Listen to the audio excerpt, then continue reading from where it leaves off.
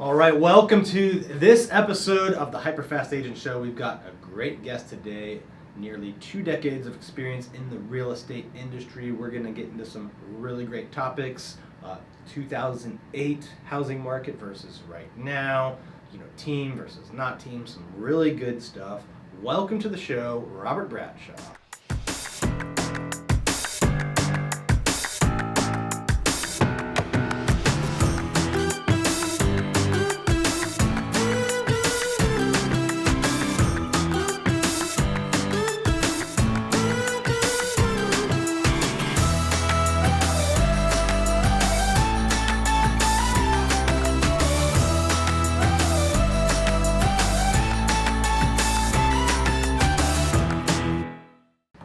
Hello, thank you for having me. Welcome, Robert. How are you doing today? Pretty good. Why don't you give our folks out there listening on the podcast channels, watching on YouTube, give them a little bit of background of who you are, how you got into real estate, and what you're up to these days. Well, I grew up around here, Northern Virginia. Went to school in Florida for a couple of years, and later on thought about getting into real estate. And a friend of mine I grew up with, mom was starting a team, so I figured come up here, join the team. That was 2003, and here I am. A little closer. All right, so 2003 you started. So you were around when the boom happened, early 2000s. It was nuts in Northern Virginia, DC, close in Maryland, right? Yeah, What was the market like then? It was pretty wild. I mean, everyone who wanted to could buy a house. A lot of subprime loans being used for owner occupants. What's subprime? Because we probably got a lot of listeners who are not alive, or they were probably alive during that time, but not watching real estate, right? So what is subprime? You got A, B, and C paper, what's referred to in the mortgage industry, and people maybe that couldn't get A paper, maybe had a lower credit score. The mortgage industry wasn't as regulated as it is now, and so people were, my understanding, pushed into loans they shouldn't be using to buy a home to live in, and a lot of predatory lending went on that back then, and I think that's all most have been shored up, from what I know. Yeah, I wasn't in real estate as a professional back then. I'd already been buying and selling homes, so I got to see it from that end. And to me, that scene in The Big Short, the movie Big Short, that kind of explains it best, is when the guy's at the strip club and the stripper, tells him that she owns 5 or 6 homes, and he only thought she had one adjustable rate, the ARM, and she's like, well, what about all 6? And she's like, what do you? The guy's like, what do you mean? We're just talking one house here. And she's like, no, I own 6, and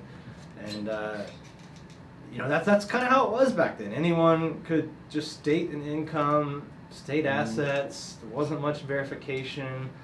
It's not like that today with getting a loan, is it? No, not at all. I mean, today, they've gotten a little bit looser as far as credit scores. A lot of loans, you still have to qualify with your work history, income, pay stubs, tax returns. I know the jumbo self-employed lending market's a little challenging sometimes, I think, depending on your loan balance, how much equity you have in. But there's a lot of loan products out there for everyone. But as far as the income and work history is concerned, they're still checking all those. I mean, that's still in play. So it's a lot tougher, especially if you're self-employed or commission-based. There's a lot of real estate professionals, have experience. There's a lot more scrutiny. I think that's a major difference between this time and last time. The other thing I think that's a lot different is in 05, 06, 07, if you look at the graphs, we actually built more homes every year than we needed. Yeah. And since then, since 2008, every year we've built less homes than we needed. It's been 13 years of undersupply. A lot of reasons for that. Small, medium-sized builders got wiped out. Some of them didn't come back, and collectively they of course make a lot of homes. Not any one of them, but if there's hundreds of them, thousands of them, if a lot of them are gone, well, that's a lot of homes not being built. Sure. Right? So there's less of them. It's harder for them to get loans. The spec loan world is very, very hard to get. Yeah. That's something that our team's been pretty good at being able to get on the development side, but it's harder for them to get the loans. The investors have less risk appetite for it than they did back then. Mm-hmm. And now you throw on top of that all of these COVID restrictions, manufacturing is down, windows, lumber, appliances, everything is longer to get, more expensive to get. So I think last year, depending on whose estimate you read, we built 1.5 million to 2.5 million less homes than we actually needed. So that's a huge undersupply to work through. Yeah.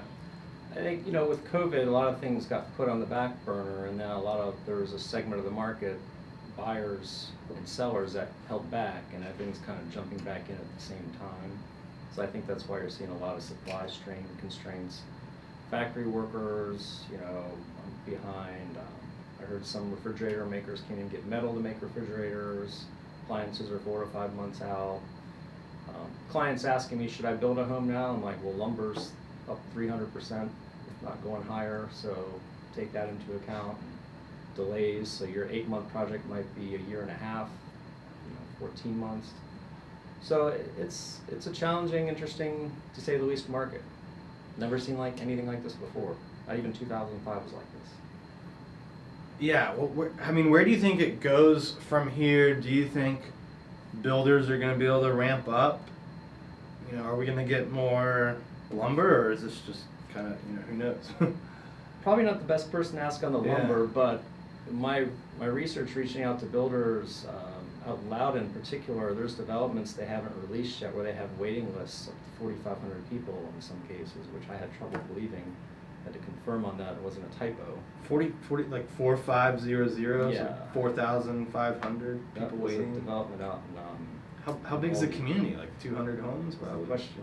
He said no. He said an unprecedented amount of demand. A waiting list of 60, and then 14 lots remaining, and they're just delaying the releases mainly so prices can rise as they release them. So I think even builders, I don't even think they've seen this before in their lifetimes. It's pretty wild. Yeah, we have a land deal in Maryland under contract, and the builder there wants to push it back and pay a 6-figure Really? non-refundable extension fee just to do that. So I didn't get into much of the why, but perhaps it's just pushing it back to wait for the rise in prices. Hey, hold that thought for a minute. Do you want to take your real estate business to the next level? If you do, there's no reason to go it alone. Learn from people who've been where you want to go. Keri and I have sold billions of dollars in real estate. We've netted over 7 figures for 7 years in a row now, and we want to see if you would be a good fit to work for us. We don't work with a lot of people, but we want to give you a chance to get on a free strategy call to see if we can help you get your business to the next level. Go to hyperfastcoach.com and apply for your discovery session today. Again, that's hyperfastcoach.com. Where are you seeing the most interesting trends in your business? Where are you seeing the toughest time for buyers? Like what buyer clients of yours right now? Just in general, not like names, but is it the first time home buyer, the move up buyer, a certain area? Where are you seeing the most challenges, or is it all across the board? I would say first time home buyers can have a challenge. Especially with no one having contingencies when you're competing. Some first-time home buyers are scraping together for their down payments and their closing costs. And the thought of not having an appraisal contingency and covering the difference of a delta of low appraisal that could potentially happen doesn't really sit well with anyone for that matter, but for them, if not even having the money, it's not even a possibility. So that can be really challenging. There's ways to mitigate that risk in your offers, but if you got people putting down larger down payments, quick settlements they can't do with like an FHA or something, it's tough. It's a tough market. Like I said, I've never seen anything like this. Are you seeing a lot of low appraisals come in, or are the appraisers kind of understanding where the market's at and taking into consideration multiple offers? In my experience, I've had some low appraisals, I've heard about some low appraisals. I think they are taking into consideration where the market's headed. Again, not every appraiser, I mean, like agents, there's always good appraisers, bad appraisers. So it just depends, you know, I mean, we pretty much kind of know if it's going to be low or not by looking at the comps, because they're looking at the same things we are.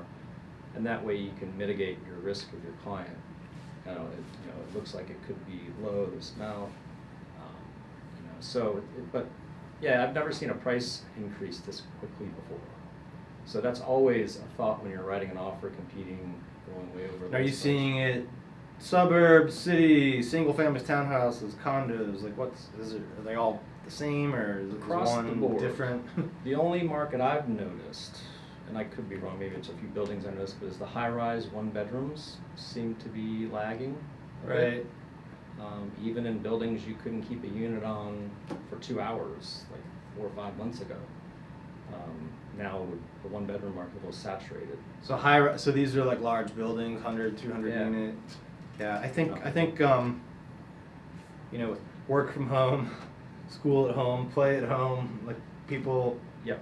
want more than a one bedroom. So Yeah. if there is any spot where there's maybe opportunity for a first time home buyer, I mean, that's probably it. And that's probably why. Absolutely.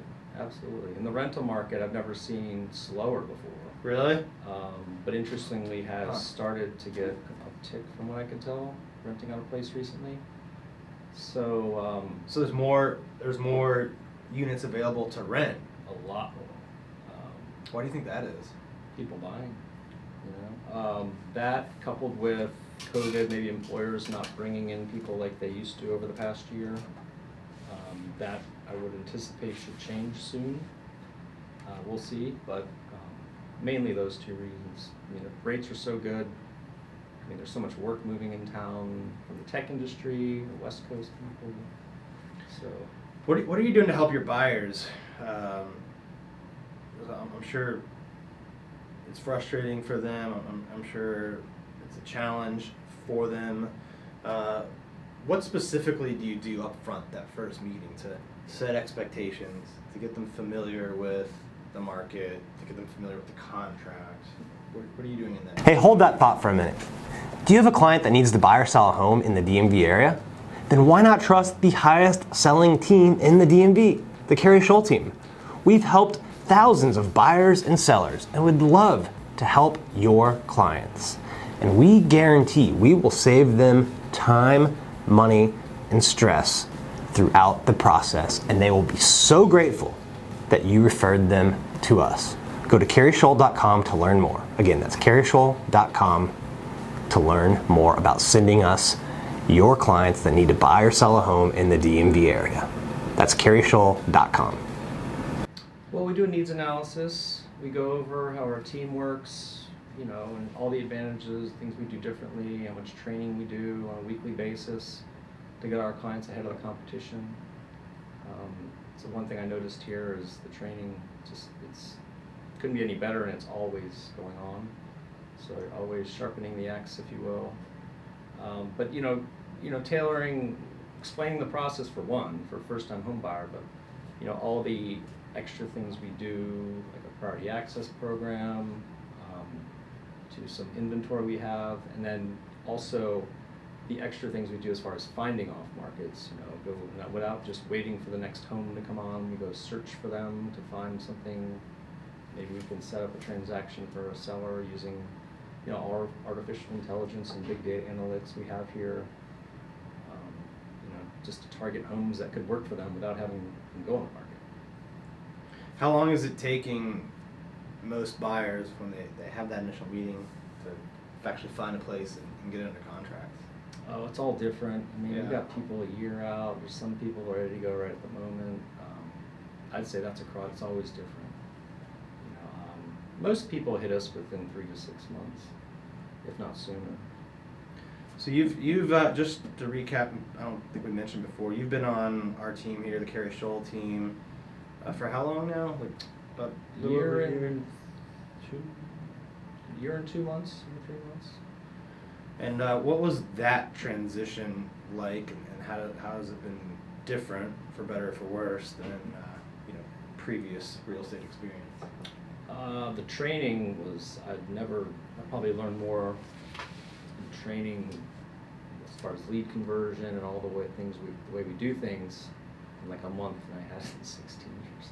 So that was really eye-opening. I was really floored how some of the newer, younger agents, how good they were coming on board here when they would train us in these classes when we came on. And I was thinking they'd been an agent for a long time. I'm like, oh, I've had my agent, my license 6 months. So it was I was really impressed from the start, the way things were run here.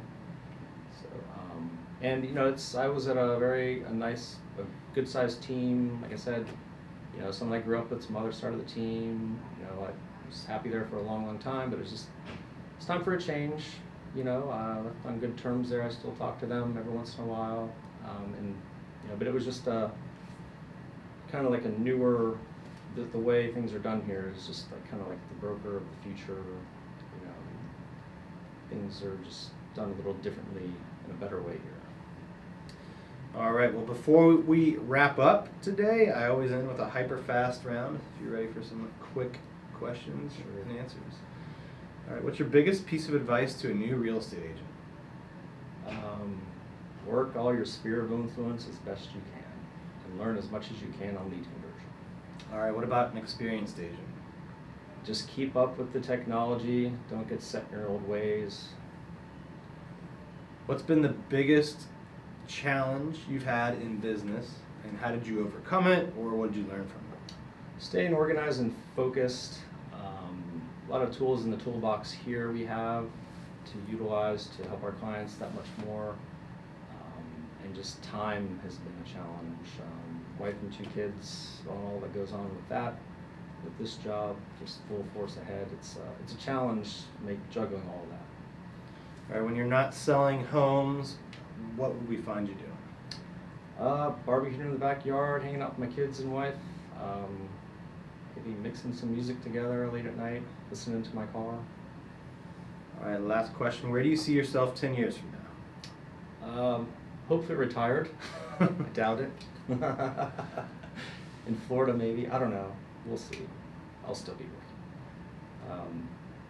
My kids hopefully graduating high school. So.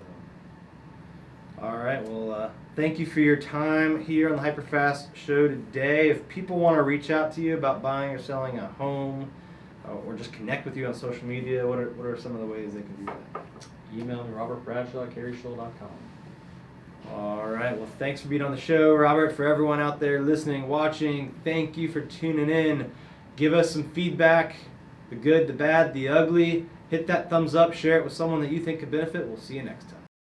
Thank you for tuning in to this episode of the HyperFast Show. Subscribe to us if you want to make sure you get the latest and greatest HyperFast shows. And remember, we love reviews. Reviews help us bring better and better guests and improve our shows. So give us the good, the bad, and the ugly. We hope you enjoyed the show, and we will see you next time.